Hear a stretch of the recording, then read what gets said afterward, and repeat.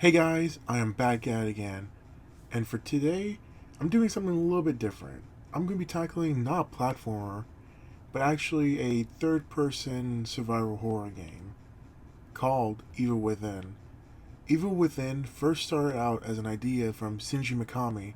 For those who do not know about this man, he is honestly pretty amazing. He's actually made the creation of, well, one of the most famous survival horror games, Resident Evil. Along with making Resident Evil, he also made a lot of other iconic, some of them horror, some of them not horror, games for Capcom. Although later in his career, he decided to actually leave said company to work on Platinum Games, while also later doing the same thing for that company as well, making his own video game studio, that being Tongo Games Work.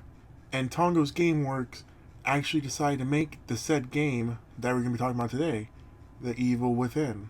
Now, Evil Within, I'm not going to be talking about it like The Evil Within, since that is his official name. So I might be dodging to the, or not adding the. So if you're going to be annoyed by that, yeah, you're going to get annoyed a lot. So, moving on from that, Evil Within, I actually never knew this game even existed until a certain YouTuber named NitroRad actually played his first channel. Now, for those who don't know who NitroRad is, he mainly reviews platformer games, but also every once in a while, usually also ending up around October, he does a lot of spooky, scary games. So, The Evil Within obviously was one of these games. And me being probably around middle school age, I stumbled upon his channel and said video, and watching his review actually made me pick up the game myself. And when I first played it, I honestly had a blast. And in doing so, here we are now, playing it for my personal second time. And the whole part of this is to just truly experience the game for you guys, giving you an insight on how the game is, how it plays, and hopefully maybe you too will try the game out. We start off in the cold rain as we head into the mental asylum. Having some kind of problem as the radio cuts out, we go inside to investigate, and this is where we find main antagonist, and this is where it starts to derail into madness. When we reawaken, we are chained up with this Texas Chainsaw Murderer type guy. We manage to make it out as the world's going to shit. We manage to reunite with our partner Kidman and a doctor and with a patient named Leslie. We crash land in the woods where we are once again alone. It also seems like the villagers go insane because of this lighthouse and transform into these monsters. After some drop kicks and a chainsaw cutting, we meet up with the doc as we adventure forward trying to get Leslie back. But Ruvik, the guy from before, the main antagonist, splits us up once again. We find Joseph, who is the other partner with us in the beginning of the game, who's having some trouble, probably because I'm using him as a meat shield. You'll understand later, trust me. We eventually find Kidman and go deeper into this hellhole, until, say with me, Ruvik comes and splits us up once again. Honestly, I never realized how many times they actually do this, where you meet up with your partners and Ruvik just splits you up, or they are somehow split up. They do this so many times that it's honestly a little bit weird how I never noticed this playing through it the first time. We meet up with Joseph, and he's, well... You ever had the urge to just jump? When you're on a high place, or the subway rolls by? Imagine if you had that urge for a minute straight, then 2 minutes. We meet up with the doc, where he finally says something that at least explains very little about what's going on. Like linking brains together. But then it's cut short. We eventually arrive in Ruvik Memories, where it's shown just at what point he went crazy. That being when his sister died in the barn fire because of the farm folk getting their land bought from Ruvik's family. Along with Ruvik is actually trying to find someone to link up with, and as someone is Leslie. As the doctor explains before meeting his untimely demise, we meet up with Kidman and go a little bit batshit crazy for a second, and so she leaves us. You know, pretty normal shit. Until we see Joseph hijacking a school bus, at least until Kidman comes out of nowhere and starts hijacking it herself. After some driving, we finally get separated.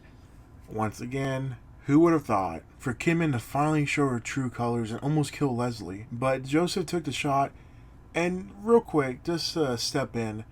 I don't know if Joseph actually died or not. That's kind of just the last we see of him. They don't even show his body at the very end of the game. So, I don't know if he's dead. I mean, I assume he is. I don't really know, to be honest. But we now arrive at Beacon Hospital. After going through some sewers, we see how the doc actually turned on Ruvik, making his brain the main tool in this whole fucked up place. And that's the whole reason Ruvik's actually pissed and trying to link up with Leslie so he can get the hell out of here. Finally defeat him, as Sebastian goes outside of the Beacon Hospital, we find out that Ruvik actually did it, link up with Leslie, and escape. And the credits roll. So, yeah, the story, honestly, I actually quite like it. I think it's a very interesting story. It keeps on letting you guess. You can probably guess it from a mile, especially if you collect some of the collectibles in the game. They just give you a lot more hints, and they kind of do spell it out for you. At least I thought so. And honestly, there's some interesting lore, I guess you could say, in the game as well. That just makes sense as you keep on playing the game, or even when you replay it. Like, for instance, Sebastian, the main character we actually do play as, is a lot more than just this hard-boiled cop. If you actually play the game and collect the collectibles that you do get, you see more into the character itself, especially in the sequel that we will get more into when I do get around to playing that. Moving on to controls, you have the RB button, which actually lets you sneak throughout the game, along with actually giving you the chance to sneak up on an enemy and stealth kill them. You actually have an eye on the top of the middle of your screen, which gives you a rough idea that there is an enemy around you, also changing depending on if the enemy notices you or not. Now, depending on what type of player you are, this could be both helpful and not helpful. And the reason I say that is because, like I said, it gives you a rough idea that there is an enemy near you. Now, where it is, you might not know. And sometimes when the eye is completely open and you're like, where the fuck is enemy, you kind of freak the fuck out just looking every which way to try to find this enemy before it eventually kills you. The Y button is used to punch, but honestly it's not very helpful or even effective. At least, not yet. I'll go more into that later. Then you have the left control stick, which if you click it in, you have a labyrinth throughout the whole game until, well, you eventually break it. And it actually does affect the environment, letting you see actually what's going around you if there's complete darkness. Then you have the right stick, which if you click it in, a weapon will pop up, letting you to obviously change your weapons or even mask them to a D button, letting you create a shortcut. You have a various amount of weapons, I would say. You have your standard pistol, shotgun, sniper rifle, and magnum. The B button, which is actually honestly the most interesting gimmick the game has, letting you actually use matches to burn enemies, whether they're enemies faking death or actually that are dead. And the most satisfying thing is, if there's another enemy coming at you and you have a match and you throw it at the right time, you can burn them along with the other body, not actually letting you waste another match. And then you have LB, which actually allows you to sprint, which in the beginning of the game, it sucks ass because this motherfucker can only run 2 seconds before getting out of breath. Like, goddamn, does this dude have asthma or some shit? I mean, I feel for the guy, obviously.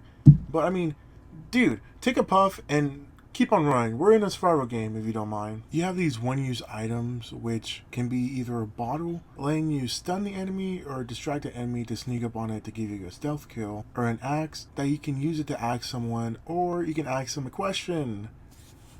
Yeah, I can't believe I fucking said that. Wow. Or even a torch to, well, torch someone. Now, if you're like me and you're taking a lot of damage, you can just use a green needle that can heal you. Definitely nothing like the green herbs from Resident Evil. Hint, hint. There's also multiple traps throughout the game, whether that's being a bear trap, a tripwire, exploring wire, what have you. You can disarm all of these as long as you don't actually get too close to them like me, being a dumbass I am. Once you fully disarm any of these traps, you're given a certain amount of scrap. You can either find it by disarming a trap or actually in the overworld. And the scrap, you can actually use it to make all sorts of bolts, which, like I said before, if you use the scrap from the disarmed traps, you can make either a standard bolt, which is as a harpoon, a flashbang, an exploding one, a frozen one, or even a shock trap, which you can use it to lure an enemy to shock them and stun them while you just shoot like crazy at them. And before I forget, the frozen one, you can actually use it to either shoot them or just outright break them with your melee. Throughout the game, you have these multiple safe heavens where you can use it to either save your game, explore a little area for a second, or even upgrade yourself or your weapons from beforehand, whether that's damage, recoil, accuracy, or even the increased amount of bullets you have. All these skills are very helpful and actually do feel like you're progressing yourself, getting more stronger, more better, especially since this is a survival game. You definitely do feel the impact of your skill choices, which you can actually upgrade yourself with this green goo you find throughout the game, whether that's dropping from the enemy and you slurping it up, or you find an actual jar of it and collecting it. Now, like I just said, you can actually explore this area because it's more than just upgrading your skills. You can actually have these lockers where if you find a key throughout the game that can be hidden, you can use it to unlock any of these. Now, all these are randomized in terms of you don't know what's behind the door until you open it. That is, unless you look it up, and that's just the more boring way, I feel like. Then you have these map fragments, which are also hidden through each level of the game you go through. Once you find all of them, you actually get something pretty cool. It's not just like a, oh, thank you for finding all these maps, blah, blah, blah, blah. No. You actually get these knuckles, which if you play the game through another harder difficulty, you can actually use these with your upgraded melee skill and just one-shot enemies like it's nothing, except for bosses, obviously. There is also a partner system, which is very short-lived for obvious reasons. They have unlimited amount of health, which you can actually use it to recover themselves if needed, and the most important, unlimited ammo. So, sorry Joseph, but you know I had to do it to you. I mean, come on. You're an NPC, I'm a main character. It kind of just works itself out. Before I forget, the game actually has this option. Well, it's not even an option. It's like this in the very beginning until you actually change it yourself, where there's two bars on the top and the bottom like a movie. They did this, I guess, because they wanted to have it be like a movie experience to a certain extent, as well as something I forgot to mention in the controls that I wish they actually did add was a quick turn. There are so many times that I'm facing the opposite direction. I need to do a quick turn, but there isn't one. So I have to waste my time circling around, and it's just a little bit of a headache. Now, towards the enemies, there aren't a lot of variety, at least in the beginning.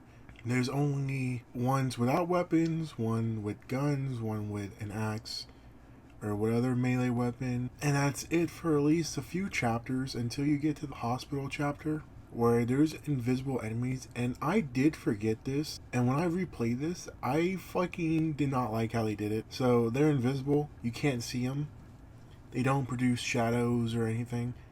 There is a slight, I guess, display effect where you can see them somewhat. It's like, it's hard to explain it, but like there's an effect on it, but it's very hard to tell, and sometimes it doesn't even work. So in order to find these guys, you either have to wait for them to actually hit you and run away, or just randomly shoot, or wait for them to move an object and guess where they are. I don't know. To me personally, I didn't really like how they did it. I think they could have done a way better job displaying where these enemies are at, but they just failed to do so. Then you have these two-headed enemies, which aren't really different at all. They're just stronger, bit of a letdown. They have two heads, but only one of them is actually has a hitbox. Then towards later chapters, you get enemies with masks that you have to shoot multiple times in order for them to actually get a headshot, unless you use a really powerful weapon on them. Then you have masked enemies with an iron mask, actually, so you can't even headshot them. And then they might have a machine gun on them, and they might just go apeshit on you. Towards the later part of the games, not a lot of whole variety, but then it slowly starts to get there, where there's just multiple different type of enemies coming at you, and it's really up to you how you want to deal with it. Then you have the ones with special powers, where they can one-shot you no matter how much health you have. And it's really, really annoying sometimes. And the whole boss department is honestly pretty interesting, at least for the first two. The first one is the boss Spider Lady, where you actually can't hurt her at all unless you use fire. And you're in a maze where you have to pretty much guide her towards each flammable object and actually use it against her. And it's really thought out and really well done. I really did like it. The only thing is, it's one run, so if you die, whether it's bullshit, because if she grabs you, it's over, regardless how much health. So yeah, it can be pretty annoying to do it in one shot, but it's very satisfying just getting bang after bang after bang. Similar to the Keeper, which is basically just Pyramid Head from Silent Hill. With this character, just like Boss Spider, you have to fight them in a way to actually kill them. Except with the Keeper, he will eventually come back each and every time. So your end goal for this fight is actually to turn the valves before you die of gas poisoning until you eventually make it to the end where you get the satisfying crunch scene, and you will not see him again until the very final fight. Then you have another enemy, which is the most least interesting enemy in my opinion. I don't know what its name is. If there is a name for this creature, I'll put it on the screen. But this clusterfuck is just a clusterfuck. He's big, giant, it dashes, all this other shit. Really, what you're doing against it is just shooting at it constantly, using everything you have until it's eventually dead. In that itself, it is fun, but compared to the other bosses, it's just not as interesting in my opinion. Now, there are other bosses. I do just want to talk about two more, which is this one. It's not actually a boss fight per se, you're just fighting a gauntlet of enemies. And then the next one is actually just an invisible enemy with little parasites that can actually damage you, along with doing smoke screens. But it's basically just the same clusterfuck guy, where you're just pounding them with the weapons until they die. Now for the final boss fight, it's against Ruvik, obviously. Now for him, you actually don't use any of your ammo, which is a bit weird, because what you actually use against him is, I wouldn't say quick time events, but something like that. You're in a turret and you're just gangbanging him basically. And then you have a rocket launcher segment, which is actually pretty intense, especially when you run out of rockets like my dumbass. And then finally, the last shot. It's very anticlimactic, but very effective, just getting the last shot on him, especially when it's this super fast-paced fight and you basically, if you blink, you die and you have to restart it. It's kind of like a whole old-fashioned cowboy movie or cowboy video game where you're just waiting for the other opponent to make that move before you eventually do. The whole music department, really, I don't remember a single track, so this segment's kind of pointless, I guess. The only track I really do remember is the Safe Heaven music track, where it's pretty much just Resident Evil, at least in my personal opinion. Any other track in a game, I think it's just a high-pitched noise or just a dun dun dun dun type shit. So ultimately the music is not really there. It's mostly just, now since I think about it, I think just sound effects. I could be wrong. I could definitely be wrong, but Now, throughout the game, there is a small problem that I do have. There's multiple times where you encounter either the boss early on, or just an enemy you're not supposed to kill. But the way the game illustrates it, it's a bit difficult, and so sometimes you're ending up killing yourself multiple times because you're either trying to run past it, or just straight up use all your ammo on it and wondering why it's not dying. Something very minor, but I just had to bring it up. Now, there are multiple times where you're just basically trapped in a confined area where you have to basically either survive or shoot your way out. And these, I love every single time the game does this, because it shows one of the best parts of the gameplay, that is the actual combat itself. Letting you be more decisive on how you want to handle things.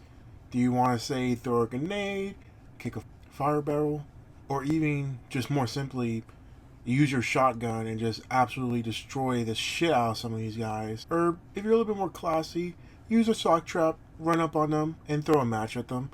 Like I said, the choice is up to you, and you can use the environment around you, or just use your own tactic on how to fight these ongoing enemies. Although, I will admit, the hitbox for Sebastian, the main character you play as, is very hit or miss. There's multiple times where I'm getting hit by an enemy, and it's just very annoying, especially in these enemy gauntlet type rooms, where I'll get hit, get grabbed, and then in the same animation I'll get hit again, even though I can't move at all. The game will still count it, and I will eventually fucking die. Another minor problem, if you think Sebastian's hitbox is a little bit wacky, try some of the enemies. Some of the enemies' hitboxes can be just straight up bullshit. Like, I have a few examples throughout the playthrough I made, but there's a lot more. Now, it's not very frequent, and sometimes when I do try to do this, it may be a little bit cheesy, because you're not exactly supposed to do it this way. It's just the way I did it personally, or at least I try to. Where if I'm trying to get a headshot, and I aim clearly at the head, the game will just sometimes not count it, go through that enemy, but go through the enemy behind them? I don't really know how that works, but hey, it does happen sometimes. And it can be a little bit frustrating, but like I said, the game's not usually like this when you're actually trying to do it the proper way. Only when you're really trying to cheese it with your sniper rifle or any other type of pistol you have. But as I said before, the main reason I do like this game is for its story and combat. It keeps you on your toes and lets you keep on guessing, and especially for the combat, it's just so flexible and it really lets you do your own style of fighting. So whenever you see someone play a certain part of the game, you might see them play it completely different to how you did it. And honestly, I just absolutely love that type of freedom. And this game nails it perfectly to a T. And the story isn't honestly half bad. I did end up enjoying it more than I thought I would. Even the characters are pretty enjoyable, like Joseph going crazy towards the end was honestly kind of satisfying, and it just came out of nowhere, which made you really go, wow, they're really doing this. And then the whole Kidman being a pretty much double agent also came out of nowhere, but was very enjoyable seeing this part come to light. And then Sebastian, even though he's supposed to be a hard-boiled cop with a no personality, you do see it eventually when he does make a few funny jokes. They're not bad, but they are a little bit misplaced. The more kicker, though, is when you go through the safe heavens, you actually find more backstory to Sebastian. Deeper personality and just thought for the character than you would have originally seen. And they don't mention this through the main story at all, even the DLC, which the game does have DLC.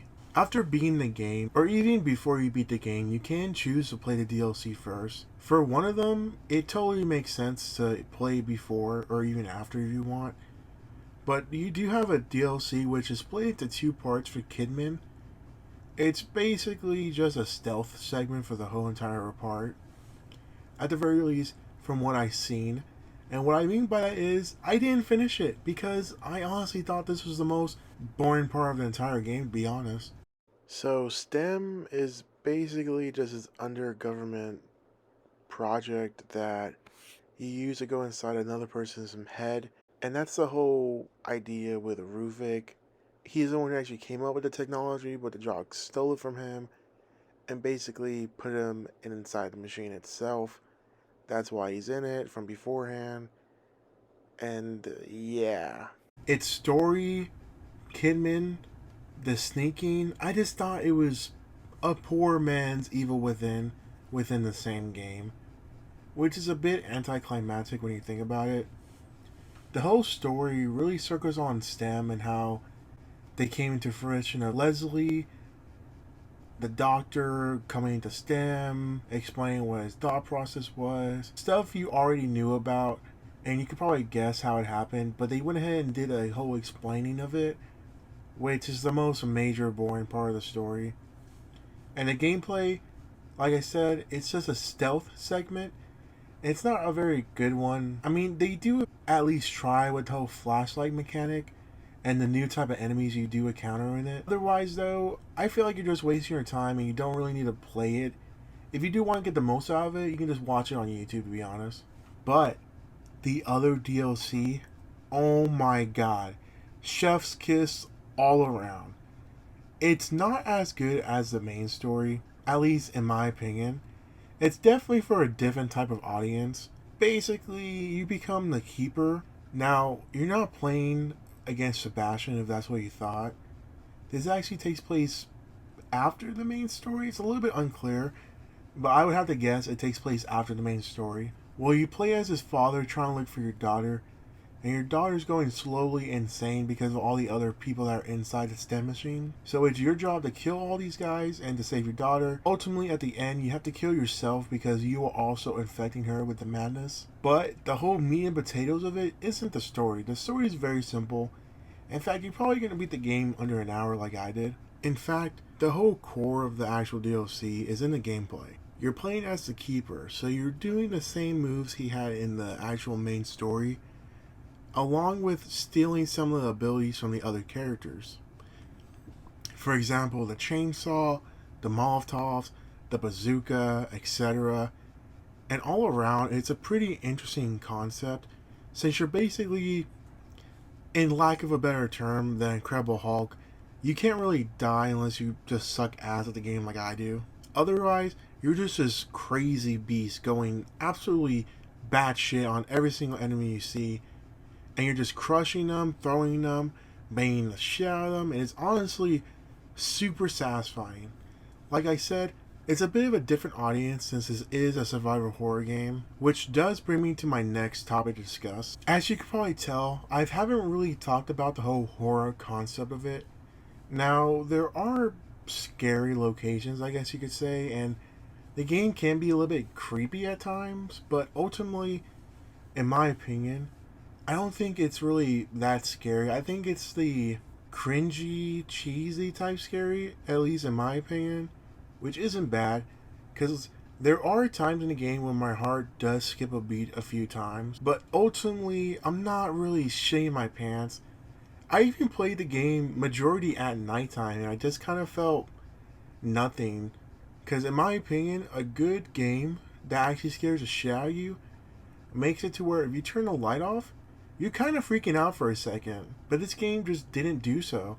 I didn't even have any nightmares about it when I went to sleep afterwards. And like I said, I played this at night and immediately went to bed afterwards. Now, of course, this is just my opinion, and so your opinion on the whole horror aspect could be completely different. This is where it gets a little bit weird. In my opinion, if you're picking up this game for the horror aspect, be mindful about it. At least look up certain aspects of the game, whether that's like a playthrough or whatever, before you attempt on buying it.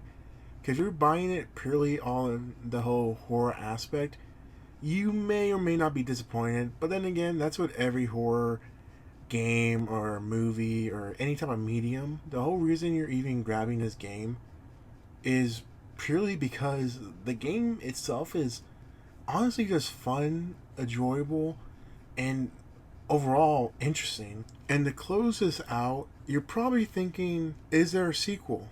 And yes, there is. And yes, I do think it's better. I've seen some people say it's not as good, not as scary, but they're fucking stupid. I'm sorry. The sequel to this game, Evil Within 2, is probably a fucking masterpiece in terms of the horror, story, and even the gameplay, which is kind of unthinkable since I've been kind of praising, aside from the horror aspect, this game pretty much the whole video. But the sequel, this game is like dog shit compared to the sequel, which I'm happy to announce that the next time you're going to be seeing me is when I ultimately beat the Evil Within 2. So with that, have a good morning, good night, wherever you're at. If it's your birthday, happy birthday, and I'll see you guys then.